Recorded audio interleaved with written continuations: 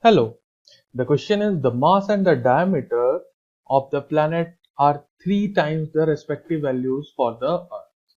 Fine. The period of oscillation of the simple pendulum on Earth is 2 seconds and the period of oscillation of the same pendulum on that planet would be. So we have to find the period of oscillation for that simple pendulum at that planet.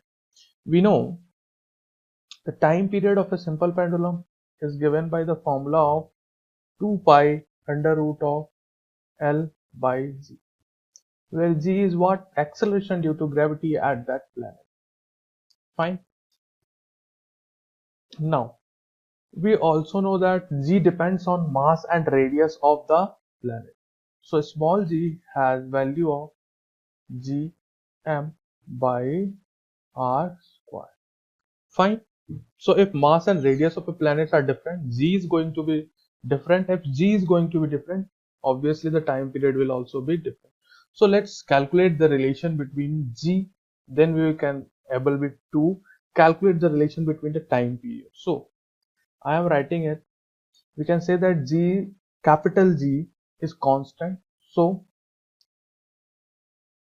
g, that is acceleration due to gravity, is directly proportional to the mass and inversely proportional to the what? Radius square.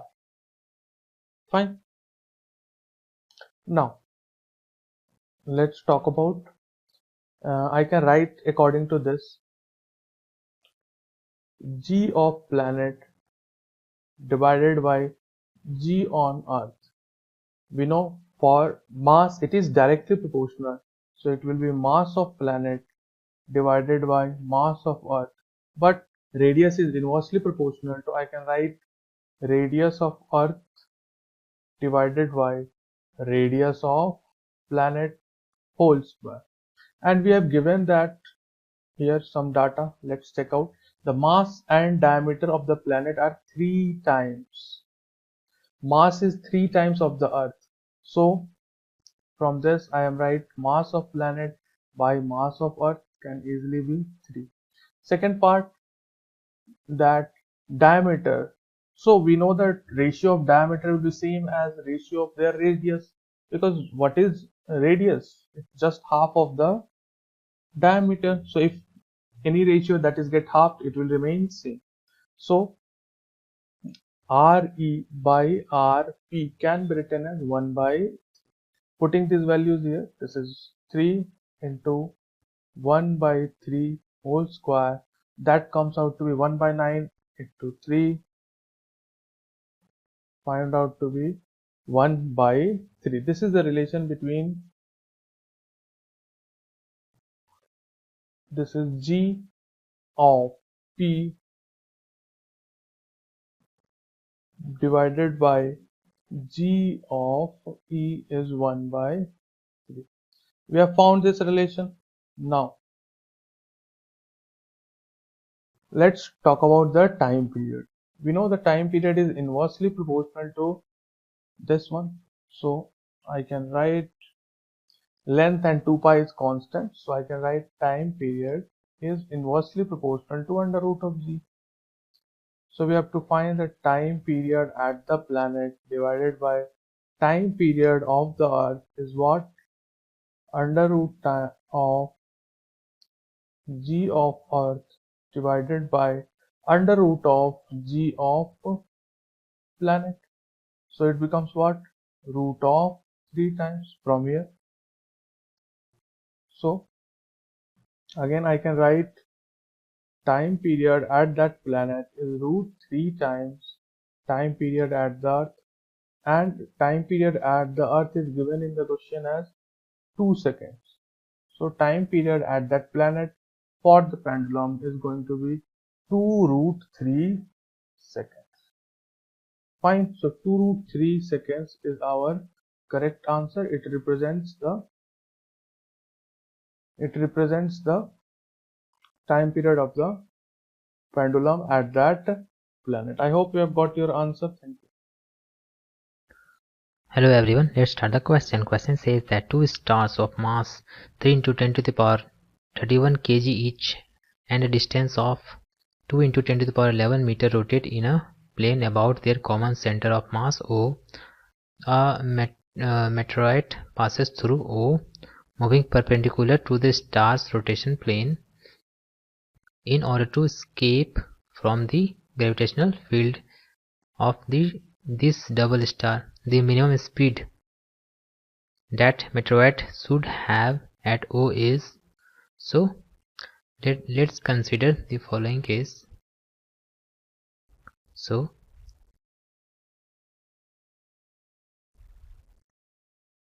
this is the axis, okay, and the center of mass is here at O, and two stars are in this position, let's say this position, and the plane is X and Z plane, okay, and perpendicular to both is this, and that is Y axis, okay. So the meteoroid has to move in Y plane, in along Y axis, okay, with velocity v. So we have to find out the minimum velocity v at O, okay. Now these two stars are moving to each other like this, okay, and the distance between them is 2 into 10 to the power 11 meter, okay. So distance from the center will be 1 into 10 to the power 11 meter. So when the meteoroid is moving, okay, and it is at the center, that is here O, so distance between the stars and the meteoroid will be 1 into 10 to the power 11 meter, okay, this side also and this side also. So as there is no external force, so we can apply the gravitational potential energy, that is conservation of energy, okay. So we can apply conservation of energy, okay. So for first, these two stars are identical, okay. So for energy with this star and the meteoroid, I can write minus gm, where m is the mass of star and small m mass of meteoroid, divided by r. This is the gravitational potential energy, okay, due to meteoroid and the star. And for the other, we can write minus g m by r for meteoroid and this star, and due to the motion, okay, of this meteoroid, we can write half mv square, and this will be 0, okay.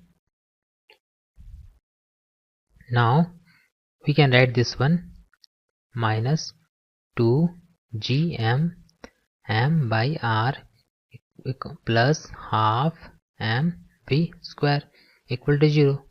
So if we take this one to the other side, we can write half mv square equal to 2 gm m by r. Here we see that m and m both are cancelled out, okay. So v square will be 4 g m by r. So v will be root under 4 into the constant that is given in the question, 6.67 into 10 to the power minus 11, 6.67 into 10 to the power minus 11, and the mass is given, okay, 3 into 10 to the power 31,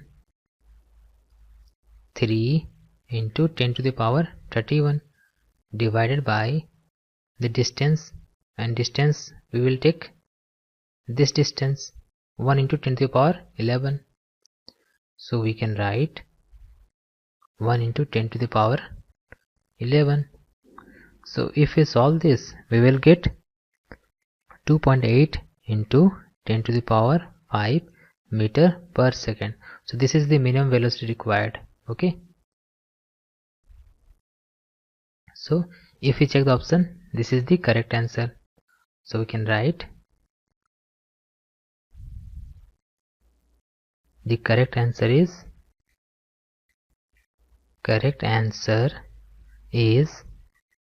2.8 into 10 to the power 5 meter per second. This is the minimum velocity at the center of mass O. Thank you.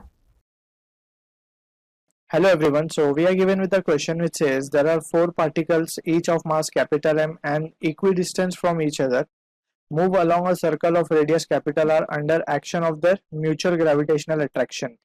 So we need to find speed of each particle.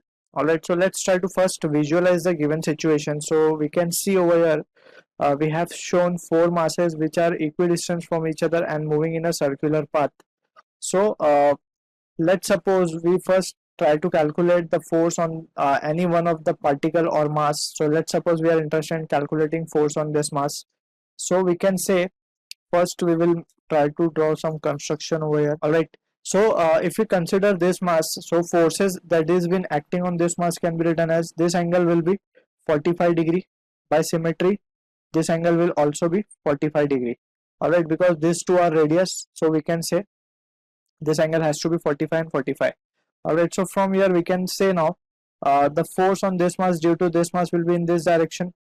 Alright, that has been attractive force, and due to this mass the force on this mass will be in this direction, and due to this mass it will be in this direction. Alright, so let's suppose it has to be F1, F2 and F3. So total force on this mass we can write, we will calculate speed of this particle only. So for it we can say, we can write total force, that is net force, can be written as F1 plus F2 plus F3, that is gravitational force we are talking about. So F1 can be straight away written as Gm, and here it can be clearly seen as, we can see it will be Gm. We can say first here it is F2. So we can say the component, if we resolve of F1, so it will be one vertical and one horizontal, and similarly for F3 also one vertical one horizontal. So vertical component of F1 and F3 will get cancelled each other. So what we are left with is, we can write for F1 and F3 together, we can say it can be written as 2F cos 45. Because of symmetry we can say F1 and F3 will be the same. So we can say 2F cos 45 we are taking it, and for F2 we can straight away say F2 is acting on this, so we can write it as Gm square by the distance between two is 2r, that is equals to radius diameter.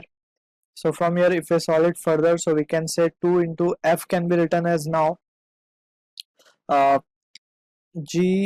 square divided by this distance will be so this distance we can write, by symmetry all the distance will be same, so we are taking this distance, so it comes out to be, by Pythagoras we can apply, so it comes out to be r root 2. So if r root 2 square into cos 45, that is 1 by root 2 plus Gm square by 4r square.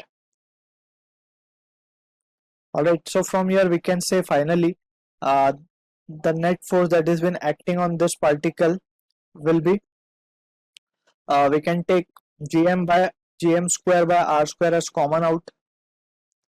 So what we are left with is, we can write, so here it can be written as 1 by root 2 plus 1 by 4. So this is the value of net force we are getting, and now we can say, since this particle is moving under a circle, so there must be a centripetal force that has been acting on this. So we can write this force will be provide this force will provide necessary centripetal force for circular motion. Therefore we can say F net will be equals to mv square by r. So if we compare it, so we can say mv square by r will be equals to gm square by r square, and here it can be written as 4 plus root 2 by 4 root 2. Alright, so from here we can see m 1m get cancelled, 1r will get cancelled, so we are left with v square will be equals to gm, and here it can be written as 4 plus root 2 by 4 root 2. So if we take the root, we can say, and here one r also has been left, so v will be equals to under root of gm by r, and here it can be written as, and from 1 by 4 1 by 2 can be taken out from the root, so we are left with gm by r, and here we are left with only root 2, so 4 by root 2 can be written as 2 root 2, alright, plus of 1. So this is what the velocity of the particle we are getting, and if we compare it with the option, so we can say option B is the right answer to this question. So I hope you have understood the concept, and thank you for watching.